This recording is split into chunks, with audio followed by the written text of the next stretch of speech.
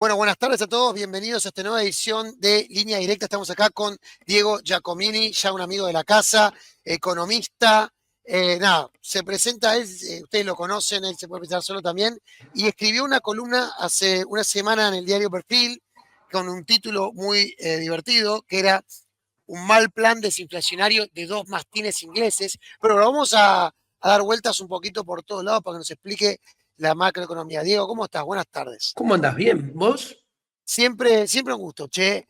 Bueno, a ver, yo estuve leyendo la columna para estudiar un poco, pero el día quiero que vos me hagas un paneo de dónde ves que estamos parados ahora desde el punto de vista macroeconómico. Entonces, está bajando la inflación, hay optimismo del gobierno porque hablan del superávit financiero que dicen que es eterno, que no va a haber un salto devaluatorio, que están acumulando reservas en el Banco Central y bueno, que el problemita sería que no tienen en claro cuándo van a levantar el cepo, pero que la ven bien. Y Javier Milei, el presidente, no para de decir que va a haber recuperación en B.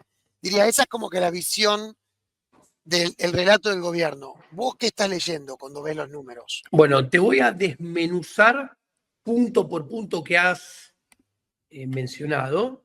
Voy a empezar por la inflación, que es el caballito de batalla primero y principal del gobierno.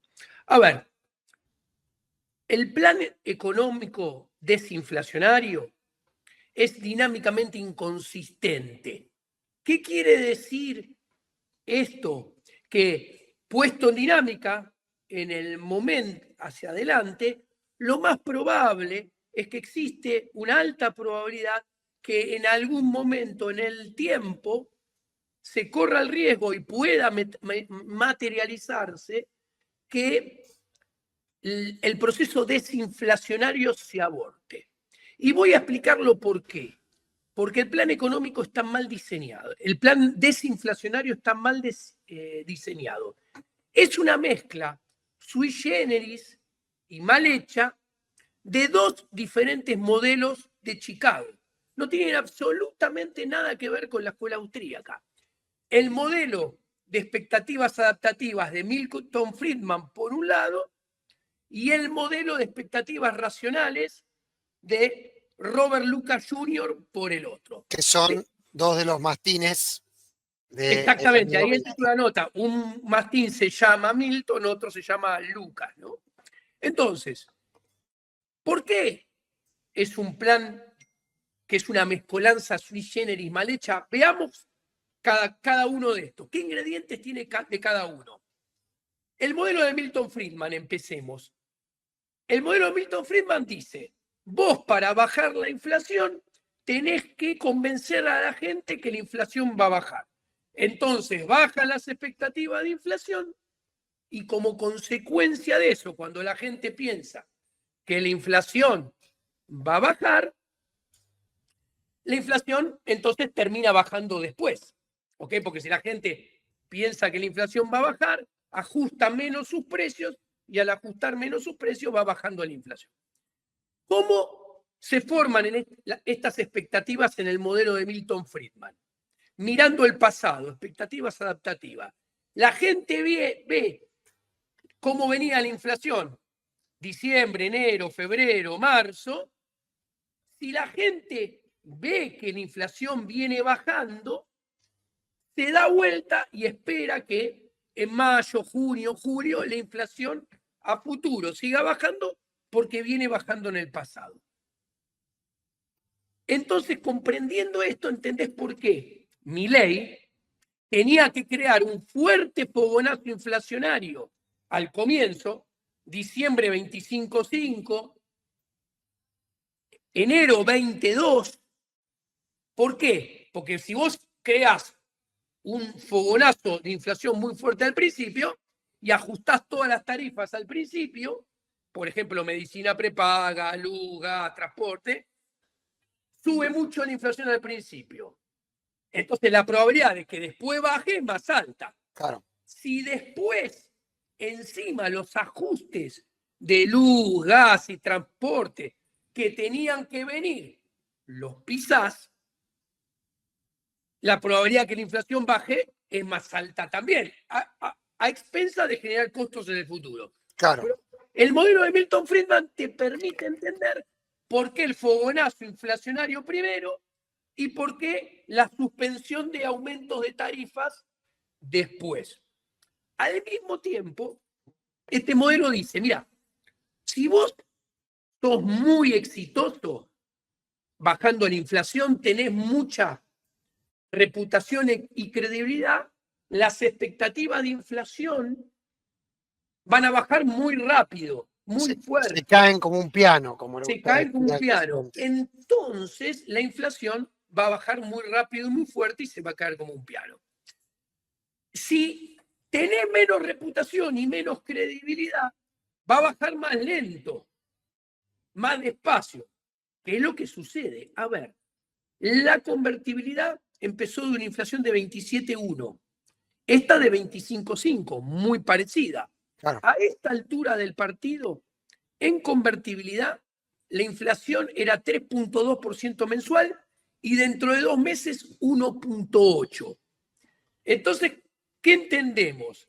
Este modelo nos permite entender que por falta de reputación, por falta de credibilidad, el descenso de la inflación es más lento y menos fuerte de lo esperado. De hecho, Caputo, recordemos que dijo, la inflación baja menos de lo que tendrían que bajar porque ustedes no nos están creyendo.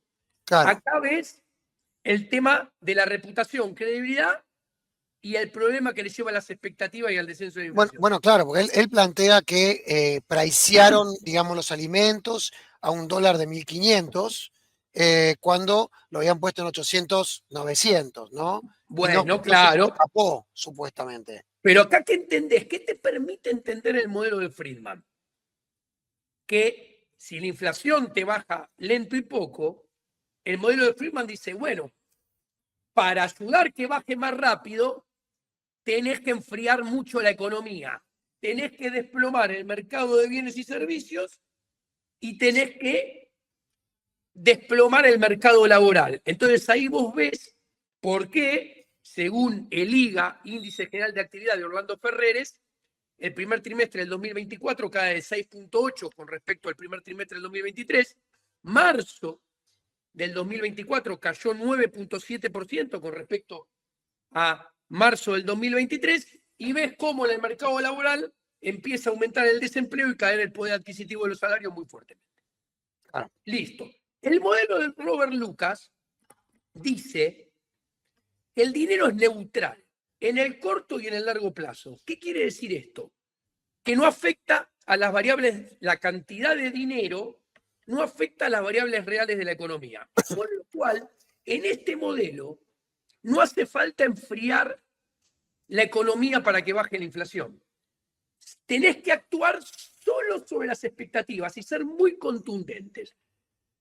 ¿Y acá qué sucede? Acá entendemos la promesa del superávit financiero y entendemos el canje de deuda reciente de Banco Central por deuda del Tesoro a partir del modelo de Robert Lucas.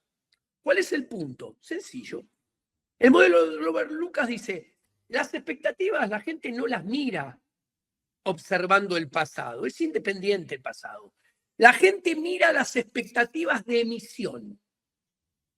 Si la gente cree que el gobierno va a tener que emitir, o cree que va a emitir mucho, va a subir las expectativas de emisión. Al subir las expectativas de emisión, va a terminar subiendo la inflación. Cuando comprendemos esto, entendemos por qué Milei dice, yo no voy a emitir ni un peso para financiar al Tesoro porque voy a tener siempre superávit. ¿Por qué? Porque ahí saca totalmente una fuente de emisión y dice, y esto es innegociable, va a haber siempre superávit. Léase, nunca voy a emitir para financiar el déficit fiscal. Con lo cual, señores, no esperen que emita dinero, bajen sus expectativas de emisión, en consecuencia, bajen sus expectativas de inflación, que la inflación observada va a bajar. Esa sería la famosa ancla fiscal. Que es un error intelectual. porque el ancla no tiene que pertenecer a el mundo de la economía real. Ustedes lo escucharon a Milei hablar que manejar la tasa de interés, que es una variable de la economía real, porque coordina las decisiones de ahorro e inversión, es un grave error intelectual. Bueno, el resultado fiscal es una variable del mundo real. Claro, No tiene nada que ver con el mercado monetario, con la oferta de dinero, ni con la demanda de dinero, por ende no influye, de forma directa no tiene que ver. claro. Por eso no influye en el poder adquisitivo del dinero y no sirve como ancla. Ahora, ¿cuál es el error que comete? Que hay varios. El primero, que no solamente se emite por financiamiento de déficit fiscal. Como hay cepo que muy gustoso dejan, Claro, y más importante, como hay obligación de liquidar dólares de los exportadores en el Banco Central, la principal fuente de emisión monetaria endógena, que no la menciona ayer en el discurso, porque no le conviene, es que el dólar de los exportadores tenga que obligatoriamente ser comprado por el Banco Central. ¿Por qué? Porque cuando vienen y te liquidan soja, si son más toneladas porque hubo buen clima, si el precio internacional es más caro porque los cerdos tienen más hambre, los cerdos chinos, o el dólar blend sube más porque sube el contado con liqui, como estos días, por cada dólar que entre, van a entrar más dólares y el Banco Central va a tener que emitir más pesos. El problema es que esos pesos después los saca con los pases y después los saca con los bopreales, que son dinero remunerado. Los pases en pesos, los bopreales en dólares. ¿Qué sí. sucede? Esto es emisión monetaria, porque algún día se tienen que pagar. Entonces la gente mira eso y no baja las expectativas de inflación, lo que debe bajar, porque saben que están haciendo eso. A ver, la emisión monetaria de base monetaria, de pases y de pasivos monetarios totales remunerados en pesos, cuando comparo 15 de mayo contra 7 de diciembre, aumentaron 58%. Sí. Escuchá, los bopreales pasaron de 5.000 a 11.000 millones, aumentaron 107, 108%. Y Milei habla del ancla nominal, el ancla nominal. Sí, sí, sí, sí. No es tan claro, porque si la base monetaria aumenta 58, si los pases aumentan 58 y los bopreales 107% en 5 meses, ¿dónde está el ancla nominal? En ningún lado. Entonces no anclas las expectativas, no anclas la inflación. Por eso, a pesar de que la economía caiga al 7%, la inflación baja muy, muy lento Y, y despacio. y para darle contexto, vos también contabas que en el modelo de Lucas, eh, porque en Argentina no hay demanda de, digamos, pesos, sino que hay demanda de dólares de ahorro, qué tan sano está el balance del Banco Central se convierte en uno de los elementos que setea las expectativas. Bueno, son dos problemas separados. Primero, el gobierno compró, redondeando, números redondos, por favor, emitió 13 billones de pesos para comprar 16.000 millones de dólares, de los cuales solamente se pudo quedar con 8.000, porque redondeando le tuvo que dar al Tesoro 5.000 de esos millones para pagar deuda. Sí, Con lo cual acumuló números redondos 10.000 millones, un poco menos de 10.000 millones de reservas, pero emitió para comprar 16.000. O sea, el pasivo aumentó 16.000 y el activo por 10.000. Y encima el pasivo se multiplica con tasa de interés. Entonces, el balance está más quebrado. Desde finales de enero, el balance dejó de mejorar y se empezó a quebrar, porque no hay que mirar las reservas, hay que mirar todas las reservas que tiene el Banco Central y todos los pasivos monetariamente relevantes. Cuando miramos esto, vemos que la relación pasivo-activo pasó de 210% al tipo de cambio nominal a 245. Entonces, ¿qué sucede? Acá viene el canje de deuda del Tesoro por la anterior deuda del Banco Central, que aproximadamente un tercio, número redondo, de los pases pasó a ser deuda del Tesoro. Primero, lo que tiene que saber la gente es que el Banco Central tiene un solo accionista, que es el Tesoro. De hecho, tiene su cuenta corriente en el Banco Central. Listo.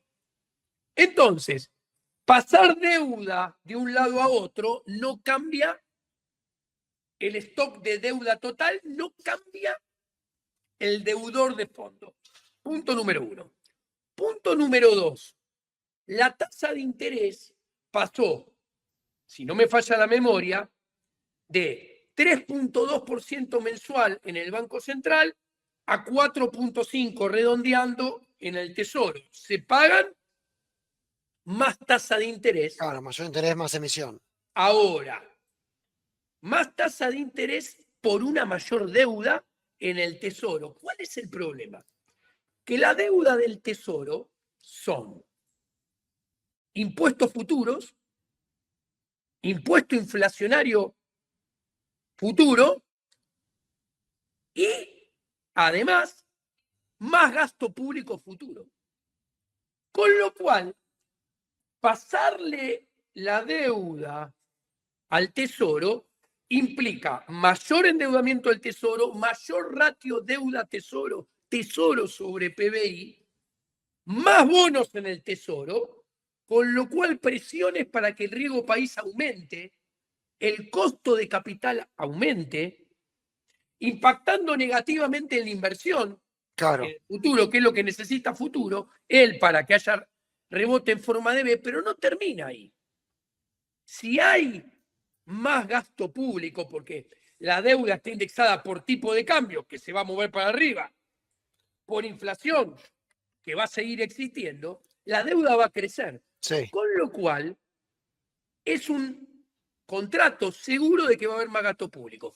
Si hay más gasto público porque hay que pagar más intereses, se necesita a futuro más ajuste fiscal que hay hoy en día. Sí. Con lo cual, al sector privado, sáquenselo con peine fino, que le van a bajar impuestos. No, olvídate. Y entonces, ¿qué sucede con esto? ¿Cuál es el problema? Los vencimientos de deuda de Tesoro, hard dólar duro, 2024 son 9.000, redondeando, por favor, 9.000 millones. En el 2025, 18.000. Eso es total, En el con todos. solamente hard dólar. Ok, pero Dólar de con verdad. todo tipo de acreedor. O sea, Sí, Fondo todo Monetario. tipo de Ok, acreedor. ok. Te dije, 2025 el doble, 18.000, Sí. con respecto a los 9.000 de este año. 2026, 19.000. 2027, 21.000 millones. ¿Qué quiero decir? De acá a que se vaya Javier Milei, los vencimientos de deuda hard dólar son 65.000 millones de dólares. O sea que tendrían que sobrar eso en reservas por encima del valor del pasivo de la base monetaria para pagar todo eso. Impagable. Impagable. No trate ni de hacer cuentas. ¿Pero por qué impagable? Porque todavía no te dije otra cosa. La deuda en pesos al tipo de cambio de hoy es los vencimientos. Lo que hay que pagar son 150.000 millones de dólares más de acá a final del 2027. ¿Qué quiere decir?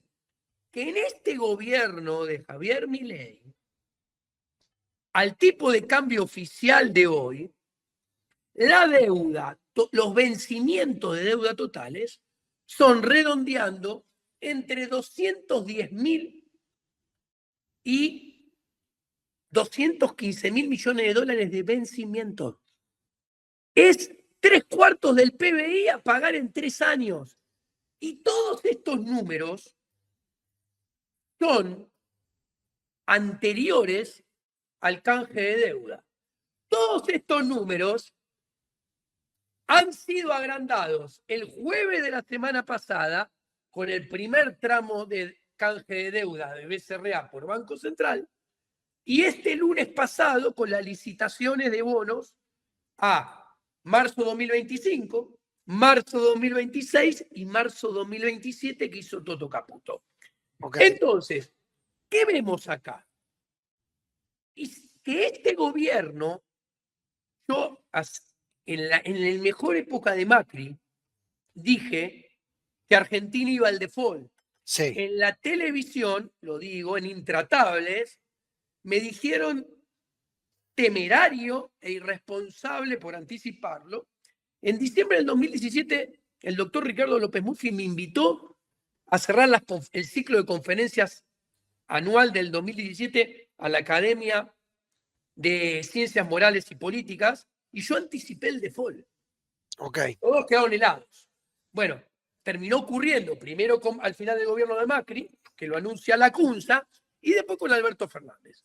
Bueno, los números de hoy que acabo de decir, que son los previos a este canje, están más servidos en bandeja para que la probabilidad de default sea más alta que aquella que había cuando yo lo anticipé en el 2017. Yo estoy seguro que Javier Milei, si estuviera de este lado, tendría el mismo análisis que tengo yo. Claro. Lo que pasa que ahora es negocio, como todo político institucional, no ver la realidad y, por el contrario, inventarse realidades paralelas. Ok, para que puedas tomar un poquito de mate. Entonces, vos planteás que lo que es el modelo monetario y el plan antiinflacionario es inconsistente y por ende no es sostenible en el tiempo. O sea, que eventualmente va a generar un salto devaluatorio, que eventualmente va a generar que la inflación no baje todo lo que tiene que bajar. Y a la vez decís que la forma en la que están llevando el plan macroeconómico está generando cada vez una concentración de deuda impagable dentro del marco de este gobierno, lo cual Exacto. va a generar un default inevitablemente. Esa es tu visión. ¿Y él, Sí. ¿y él qué lectura puede estar haciendo? Mira, te paso en blanco. Si Sí. fuera reelecto, los vencimientos hard dólar a lo largo de su potencial segundo mandato, 2028, 2029, 2030 y 2031, son todos más del doble que los actuales también. Son entre 19.000 y 23.000 millones de dólares año por año. ¿Por qué? Porque el 100% de la reestructuración con el FMI hay que pagarlo ahí. Sí. Y el 80-75% de la reestructuración de Guzmán con los bonistas Ley Nueva York hay que pagarlo ahí también. A ver, al FMI le debemos, entre comillas, 47.000 millones de dólares de capital y a los bonistas 65.000. Como verás, sumar los dos números, son los vencimientos que yo te acabo de mencionar. Ahora, con el fondo, supuestamente el planteo es que en algún momento ellos te refinancian con un nuevo stand-by si haces las cosas bien, ¿no? Yo creo sinceramente que el Fondo Monetario... No stand-by, el otro, el Extended Facilities. Sí, algún día va que... Vos tenés que pensar que tendríamos que estar terminando de devolver ahora todo esto. Y no pagamos ni $1 neto, casi. Y lo pateamos 10 años para adelante. A mí me parece que lo más sensato es que en algún momento quieran cobrar algo. Los bonistas, Ley Nueva York, todavía tampoco cobraron casi nada. Entonces, ¿quién te va a refinanciar? Más si a esto le sumamos que, por lo que comenté, es probable que a Argentina no le vaya bien macroeconómicamente, la verdad es que no están dadas las condiciones para que el mundo nos siga regalando plata que nunca devolvemos. Aparte, ¿por qué la inflación, el plan es dinámicamente inconsistente? No lo digo yo, lo dice el propio Milton Friedman y Robert Lucas. ¿Por qué? Porque dicen, La política monetaria no puede ser conducida discrecionalmente. ¿Qué quiere decir esto? No puede ser que la política monetaria no sepamos qué se va a hacer a futuro. Tiene que haber un plan monetario a lo largo, planeado de 2 o 3 años, donde institucionalmente la gente sepa cómo se mueve cómo crece la cantidad nominal de dinero. Hoy en día es todo discrecional. Lo mueve el Poder Ejecutivo y no sabes ni ellos saben qué van a hacer. Mañana, pasado, dentro de 3 meses, dentro de 6, dentro de 10. O sea, va en contra de las recomendaciones de la propia escuela sobre la cual se basa el modelo. El modelo recomienda política en base a reglas, acá no hay ninguna regla.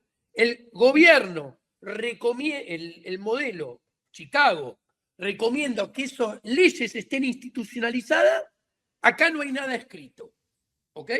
Segundo, tanto Friedman como Lucas recomiendan independencia del Banco Central. ¿Qué quiere decir esto? Sí. Que los directores, el presidente del Banco Central, debe ser independiente del Poder Ejecutivo. ¿Ok? Y no debe responder al Poder Ejecutivo. Acá hacen una conferencia por cadena nacional donde está el presidente y a un lado de él el ministro de Economía y del otro lado el presidente del Banco Central, que son socios Claro, eso iba a decir, que son en una socios. consultora dedicada al mundo financiero de compra y venta de activos financieros. Otra recomendación en contra que hace la Escuela de Chicago dice, no se puede hacer política monetaria pensando en cómo responden los activos financieros ni los mercados financieros. Y es muy interesante esto, porque el presidente se queja de la conferencia de Marcos Peña. Claro.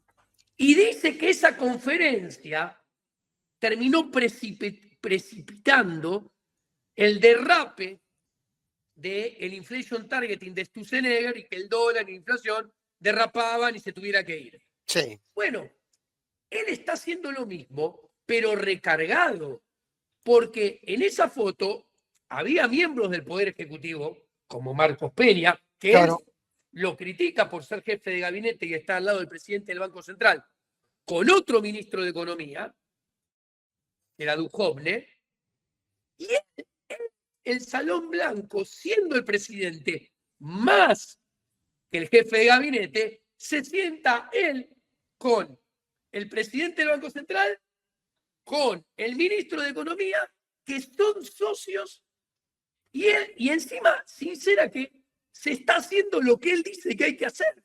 Sí. O sea, Hay contradicciones conceptuales bastante más serias que ahí. contra la escuela de Chicago no se puede ir.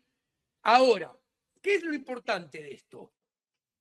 Que la escuela de Chicago dice que todo esto está mal, porque todo esto te va a llevar a que se caiga la demanda de dinero, salte el tipo de cambio, y después del salto del tipo de cambio, se va a abortar el proceso desinflacionario y va a volver a aumentar la inflación. Claro, Y volverse a eso la va etapa a anterior. impactar negativamente en la reputación y credibilidad de las autoridades y va a retroalimentar negativamente la problemática. Sí. ¿Qué es el problema de todo esto? Es que, y ahora te contesto lo del nivel de actividad y vamos a la inversión. Sí. Lucas decía, va a haber más desequilibrio monetario, por lo tanto, más exceso de oferta con respecto a la demanda de dinero, y eso va a generar más expectativa de inflación y va a terminar generando más inflación. Correcto. ¿Cuál es el problema? En Argentina nadie ahorra en dólares. Perdón, en pesos. Con lo cual, no hay demanda de dinero por motivo pesos. La demanda de pesos que hay es solamente por transacciones. Claro. Entonces, yo demando pesos para comprar y vender, yo demando pesos para consumir, yo demando pesos para pagar salario, yo demando pesos para comprar insumos, demando pesos para producir. Si el nivel de actividad económica se cae, la demanda de dinero, de pesos, por todo esto, se cae.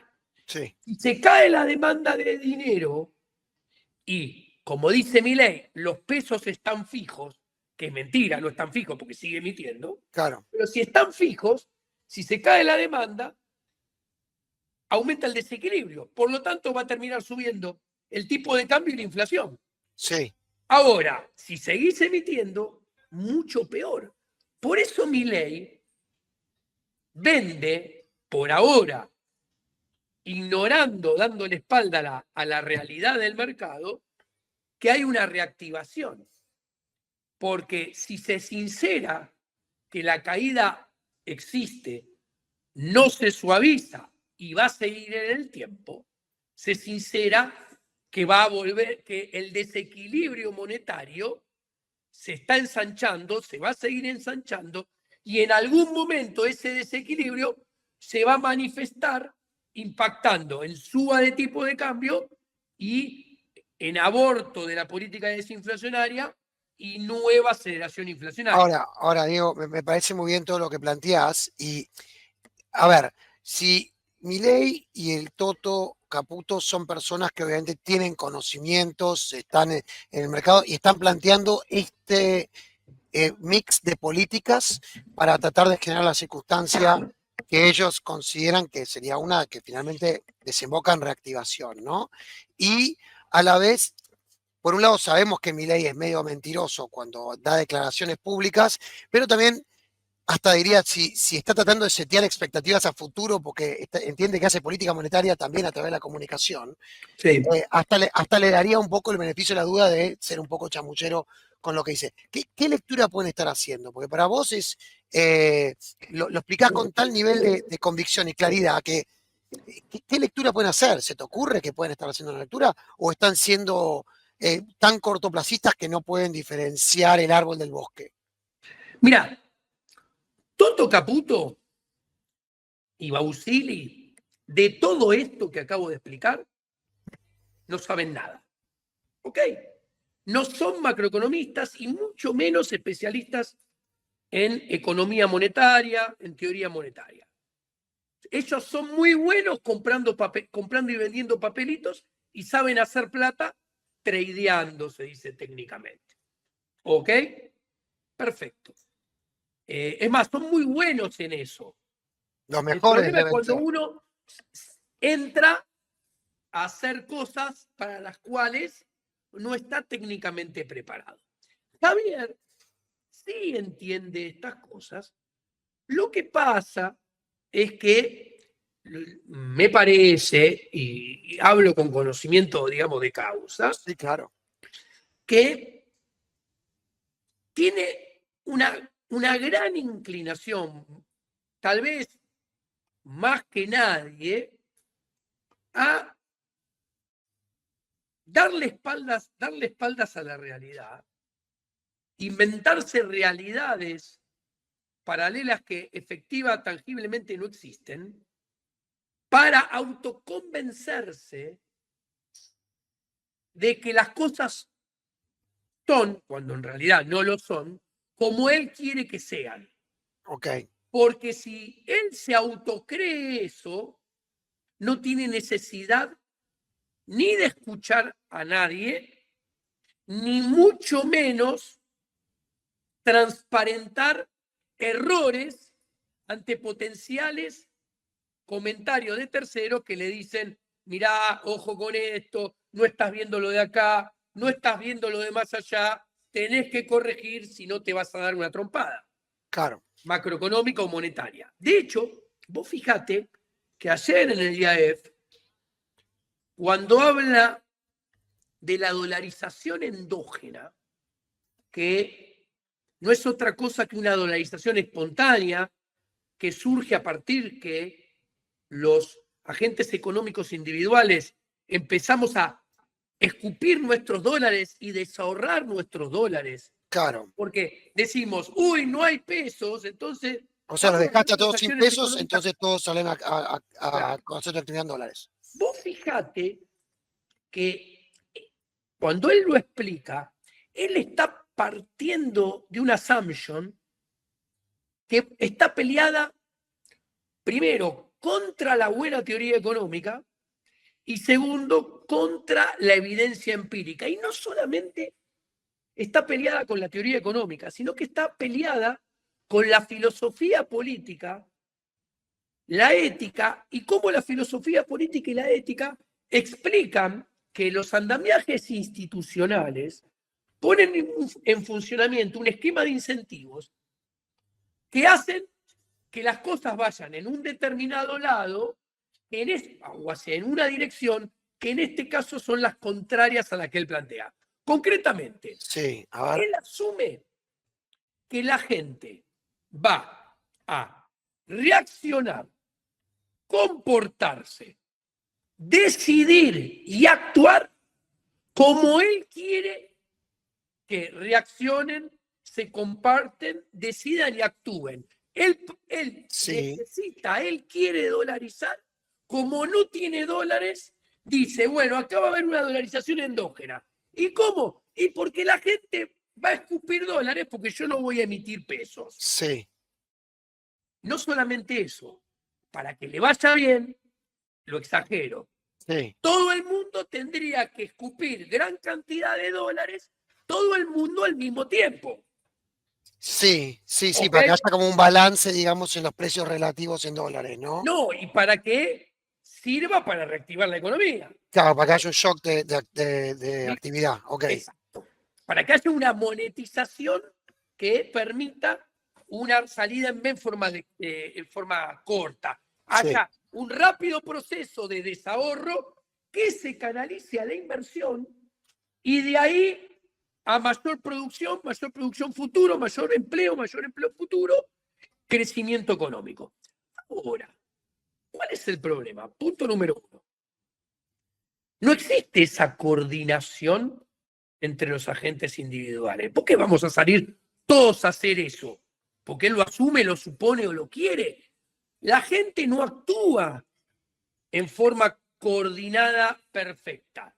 Punto número uno. sí, El mercado para la escuela austríaca no es perfecto, no existe la coordinación perfecta.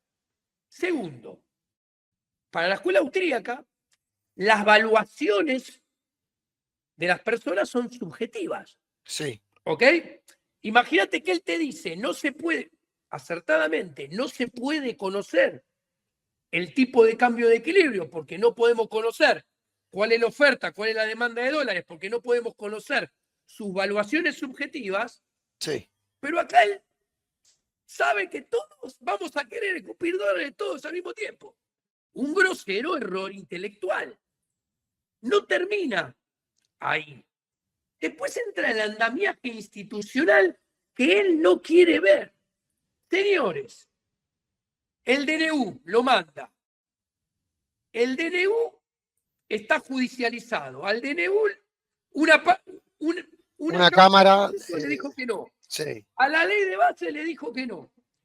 Al Pacto de Mayo le dicen que no. A todos le dicen que no. ¿Qué quiero decir? Como yo siempre explico, los sistemas no se cambian desde adentro y con las reglas del sistema, porque las instituciones del sistema y las reglas del sistema están hechas para poner un mecanismo de incentivos en funcionamiento de manera que se hagan políticas que fortalezcan, potencien el sistema, no lo derroquen desde adentro, lo destruyan desde adentro. Entonces, ¿qué quiero decir? Miren la evidencia que tenemos adelante con los ejemplos que di. sí, Este esquema de incentivos puede poner en funcionamiento actores de la política institucional, actores de la economía, del poder económico concentrado prebendario, a accionar, vamos a poner un ejemplo, para que en lugar de escupir sus propios dólares, lo saquen de los pelos a Javier Milei. claro, Y podría hace ser un un caso. gobierno que monetice la economía con pesos porque ellos siempre hicieron negocio de esa manera. Sí. ¿Ok? Ahora, Sí, la solución, si a él le salieran las cosas bien, si tu teoría de que desde adentro del Estado no se pueden hacer las cosas no fuera del todo correcta, tendría que pasar todas las reformas estructurales, todas de una, y al mismo tiempo acomodar los precios relativos lo más rápido posible y ahí funcionaría el plan? Yo creo que tampoco, no puede funcionar en forma permanente estos cambios, porque son cambios estructurales que tarde o temprano van a ser revertidos. Sí, Por ejemplo, agarremos el RIGI, ¿no? El RIGI emana de una conversación que en nuestras casas podríamos haber tenido, o en un restaurante, en una mesa, Javier Milei y yo. Muy lindo, todo muy lindo. El RIGI es desigualdad ante la ley. claro que ¿En sí. qué sentido? Desigualdad ante la ley en el sentido que Milei la bala y le gustaría en contra de lo que promulga que es igualdad ante la ley. ¿Por qué desigualdad ante la ley? Mirá, vos sos un inversor de afuera, yo no te pregunto dónde tenías esta plata, no te hago pagar impuestos por esta plata. Entrás y tal vez no te hago pagar impuestos. A vos no te hago comprar el compre nacional. A vos te dejo sacar los dividendos. Mientras que a otros, Importar maquinaria también, ¿no? claro, mientras que a otros a ver, no le dejo sacar los dividendos, a otro le obligo al compre nacional, a otro le cobro impuestos, a otro le hago hacer la declaración jurada, etc. ¿Cuál es el problema? Esa desigualdad ante la ley viene a ser, por eso hablo de la cena entre Giacomini y Milei, es una desigualdad frente a la ley en favor de la rentabilidad y los negocios del sector privado. Sí, Es una desigualdad a favor de la acumulación de riqueza en el sector privado para generar crecimiento el sector privado externo, además. externo. Es verdad que esto genera otro problema, porque si viene un americano y un de plata acá que no tenía declarada, a los 35 segundos cae la DEA y lo agarra así de las orejas al yanqui. Sí, Pero olvídate. dicho esto, imaginemos qué pasa. El esquema político institucional se basa en la desigualdad frente a la ley, como bien marca mi ley, pero una desigualdad frente a la ley para ser utilizada en pos del beneficio de los políticos, no de el sector privado. O sea, a vos te cobro ganancia, a vos te cobro más alícuota de ganancia, a vos te cobro bienes personales, porque a vos que tenés más, yo te lo saco, porque yo soy el que te lo saco, y yo soy el que me doy vuelta y hago justicia social con los que menos tienen. El sistema tolera una desigualdad para los actores políticos o en favor de los actores políticos institucionales del sistema. Sí, claro. Ahora, ¿qué quiero decir? Que si saliera el RIGI o el RIGI, ¿cuánto puede durar el RIGI? Porque es un régimen que va contra la esencia del sistema político institucional que tenemos acá y en todo el mundo. ¿Qué quiero Sí, decir? Más sí, temprano sí. que tarde, el que venga después, a los 10 segundos de su nuevo gobierno, va a decir, che, el RIGI, olvídense, lo revertimos todo. Es más, como en política institucional todo es un péndulo, lo Sí. van a más que revertir. Con lo cual, el inversor esto lo sabe. El Sí, bueno, inversor no va a invertir. a ver, yo no estoy muy de acuerdo con el Ricky, aunque no leí la letra fina, con que hay inconsistencias que vos planteás, pero hay países en el mundo donde las economías funcionan mejor que acá porque supuestamente se hicieron ciertas reformas, quizás no todas, y al mismo tiempo se generó algún tipo de consenso de ciertas políticas que se favorecían, ¿no? Como en el caso de Israel. Pero no te quiero seguir sacando tiempo. Fue un placer como siempre, me divertí bastante, me gustaría extender la charla, pero es todo por hoy. Volvamos a hablar en unos meses cuando me puedas analizar cómo está todo. Y bueno, te quiero agradecer a vos y a todos los suscriptores de perfil por acompañarnos hoy. Un placer enorme. Siempre, Diego.